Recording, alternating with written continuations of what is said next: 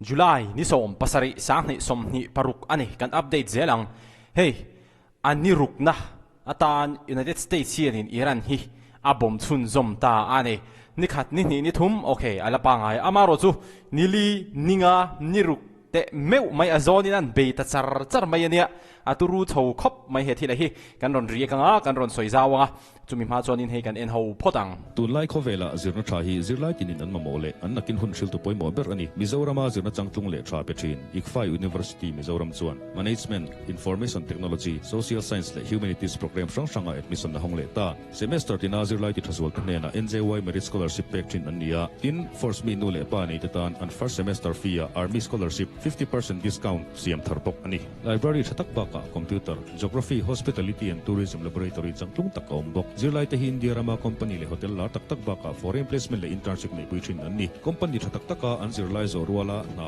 muhala nom nual bok experience an nei theinan industrial visit study tour socio economic survey le soft skills training te nei puichin ani thiam na le degree mai ba ka chhortlak ni tura zirlai te chersiam na hun IRGC University a hian admission ram ti vero le application form le du tan IRGC University campus Tutlang North le city office Janmari ba ka university website ate ngai ven thei reng ani IRGC University admission ni lo ti ve theu donia Iran launched fresh strikes on U.S. facilities in West Asia on Friday, including the first direct attack in Syria after a sixth straight night of U.S. strikes on Iranian military facilities. United States lamin zonin niruk an be na ni ta hetenga United States na an be pa hian Iran hian in an lo be let ve ani chon hemi kan soi zaw tak main Iran hian in Houthis te hi Red Sea block tura lawin buat sai turin tuna hian in ashil ta ni hei nge jeng ti chuan Strait of Hormuz long tam tak kal tlang na poimo tuna hian in Iran in an blocka United States ten an block bokani ti chuan in heta Houthis anom Houthis lampang hian in Red Sea tuipui sen kal na tur te kha Yemen bulami te kha an du chuan in an block ve thei mana pok an react to chu tuna hian Iran hian in Houthis te hi official takin Red Sea kal na tur khami achok point te kha block turin rom han lo siam ro lo in buat sai ro ti na hrila ne hi enge omje kan ti chuan ama khanin Iranin Strait of Hormuz kha a block to United States in an block nan vele a Iran economy na tuar khop mai ti chuanin tuna hianin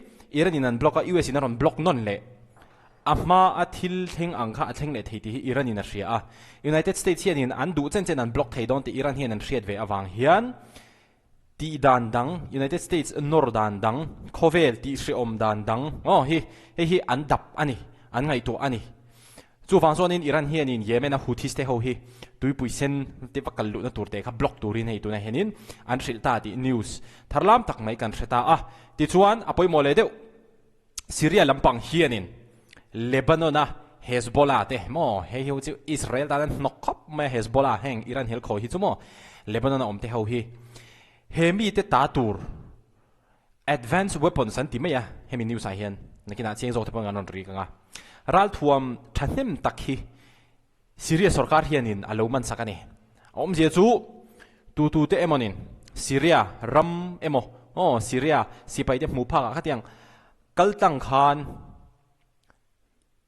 Lebanon a Hezbollah te hena heng ral thuam te hi thon lu an vatumani va pe kan tumani chu Syria sarkar ten lo man sak dai mai aro pu khop mai he thilai chu tiang ni lo chonin Hezbollah ten hemi ral thuam hi mo I lo dong song phan se chu tu tengen beyang kan ti chonin Israel bok khanin be le don heti hianin news an om chawa ti chuanin United States te kai hruaina in tuna hian drone tam tak an kap thabok te hi news danga kan threle thei bok ani chu wan chon hi World Cup te azo to dona anin be chun zom na sale ang khop ang rang khop mai ne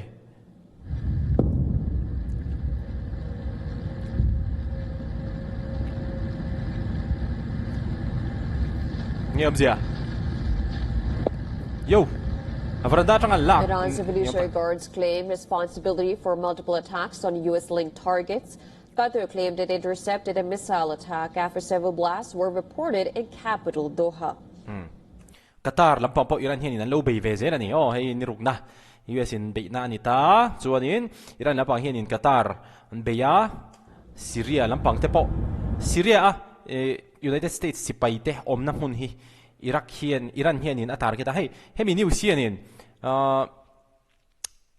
United States te hian in Iran sipai thil ti theina hi angai nep deu em ni azuam sualem ni ti hi zona aron siam ani hi ke chu azuam sulin ka shelawa chan chu United States sipai te hi khatianga vakala va be moltop kap moltop khan ni don lawa chan chu intelligence eng kim an gather vek anga an lakhom vek anga ang information poimo tak tak an lakhom vek nuwa khan kami information mil khanin thutluk na kha an siam don chawa chuwan so in US te hian in Iran hi an zoom sual lo ti hi chu achianga amai ro chu Iran te hi an tang thei phian ani tuain beile mup don yo chu bompuak ri thum rideu te po chu in lo hriang. Earlier, Kuwait reported it was responding to missile and drone threats. In Bahrain, the Interior Ministry said air raid sirens were activated, urging residents to take shelter.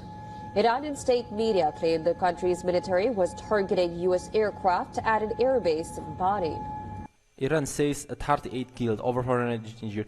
June ni som ni pani thamasa thatop lampang nu lokhan mi som thum pariat anti to ami zali chuang liam an tuara hi Iran abi gani chuan in IRGC te hianin Al-Tanf US airbase Syria mi hi an target bok ane. Well, apart from this, Iran's Revolutionary Guards have claimed to target and destroy 2 radar sites belonging to the United States in Oman, one used for maritime surveillance and one for air surveillance. Engamoni Spain installation poimo tatak hemi Jordan ate Kuwait ate Bahrain ate ta heng ate hianin Iran pagin anti sia Attacker was struck by a projectile off the coast of Oman.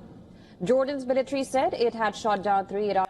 Nisi na ka soizwai I Red Sea panlu na teka. Helai hianin helai amaus kada na zon te helai hi in muanga. Helai hi Iran lampang hianin helai hian Yemen na omta mo helai vela hian. Chuanin helai Yemen oma hianin Houthis ten han omta chuanin helai kallu na turte hi helai hian longan kallu thida ni. Helai te hi Iran lampang hianin Houthis ten na hianin block turin lo in bot sa iruti tu na hian mo. Chuanin helai hi an block boka helai hi an block bok chuanin khai hi ni top mai. Iranian missiles reporting no casualties or damage.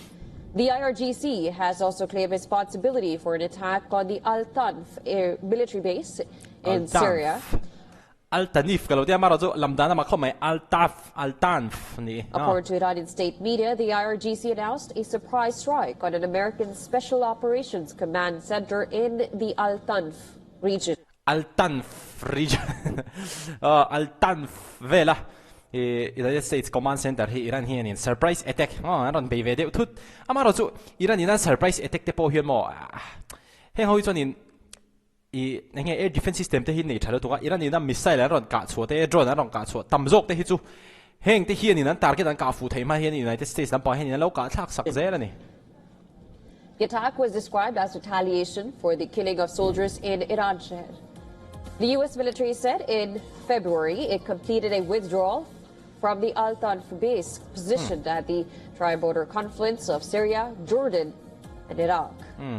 Ti hanin Iran lapang hanin kan vabe an lo ti ta amaro chu February thade to hanin hemi Al-Tanf mun na tang hianin United States sipai te zong kha an lo la chuak vek to ti khatu da hianin news en aron report le ani chuwan chuanin February thla lo la chuak de to a helai mun na tang hian tuna Iran hianin an vabe le a US sipai te hianin eng man ruwa teng eng ral thuam teng an dang chu ka hrelem lawa amaro chu US sipai ten om to lowa Iran hianin an be mol ve de top nge information keini nanga kan nei hi keini nanga kan nei hi an lo nei ve lo nge khatiang vel kha ani. The Iranian attacks across West Asia came after the U.S. military struck Iran for the 6th night in a row. The U.S. military said it completed another night of strikes on Iran to further degrade Iranian military capabilities, including on Keshm Island and near Bandar Abbas. Bandar Abbas le Keshm Island kami clear car bulvela Iran sipai teral thuam nei ang ha United States te nan bom chiat sak le Iran's largest port as well as key naval and Revolutionary Guards facilities. United States ka hriat thiam dan be chonin tuna henin ata tolin an che ni in ka hria ata tolin an che te ni tin an be ya Iran sipai thil ti theina kha a cheve tel dona ni tina consistent de wa hetiang an be chuan chuwan chonin thok le khata khatia wa bom po ni chuang lo ti henin ni tinin với lại khát tiếng và bom pop ai cho nên target bằng khát ang chi về khát uluk điều ngày tuang khami khan bị phốt ang cho mình hoa dangan bị liền khát tiếng khan khami khát effective zok mail hết tia thọ lại khát và bom pop ai cho kuray takin an bom food hizok tepon alang. And in state media reported strikes on an airport, a railway station, and 2 bridges. Iranian state media reported that overnight American strikes on infrastructure in southern and western Iran killed 8 people and wounded 20 others. Hey, an lo bele ni. Hormozgan, Bandar Abbas, Iran Shahar, Bushehr, mo. Mun khat ni thum li nga mun nga lai lo bele ni nimina kan rega ha chonin mun pasari vel kha United States lampang hian in an bom mo Iran a hian e voina chonin mun panga an bom ti an report le ni. According to Iranian official claims, 2 strikes on 2 bridges in Hormozgan province killed 3 people and wounded 9 others. Le te po an lo bom che sak to ni hi United States hian mo le pan hi tu na hian an bom che ni. Another report said 3 explosions were heard around Iran Shahid airport, with at least 1 U.S. projectile allegedly hitting the facility. Iranian state television. Iran Shahar hemi a hianin airport United States lampang hian an beya. Chuanin airport a pohanin ka che tan nei ani Also reported 2 explosions in Bushehr, which is home to Iran's only civilian nuclear power plant. But along with an hianin thil puak ri voin chebok Bushehr a hian. attack on a railway station in Bandar Abbas. Railway station. Rail station. Bandar Abbas ay nan bay tapok. Poy mo lutuk. Hey, sipay ho. Sipay zo tepo nan mang tolo airport te train station te zo civil mi tepo nan mang to. Hey, United States lampang hian te na bay chau zel. Civilian was killed in a U.S. strike on southeastern port city of Chabahar.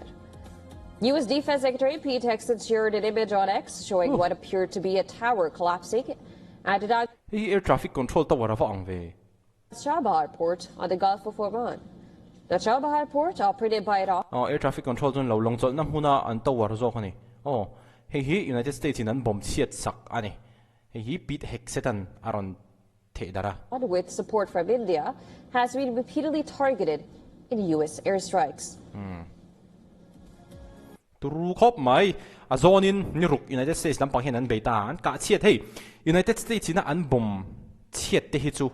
Tiếng hiện thlalak mu tur thei a om mai zela Iranin kan be kan bom ve an ti hi chu a chelai thlalak mu tur hi khoi atang ma hianin a om ngai lo ani hei taka hi nia Iranina phuba kan la an ti ve te po hi nia missile chun nei drone chun la nei ve a la om ve tho la om thu a chuan amaro chu air defense system ten an lo intercept thei zela an la nei ve miu awang hanin United States sipai te tan to la film khur ve ngai don ani le khati zong ha tun chu mata na kan han report thei te chu ani video le in mule theu don nia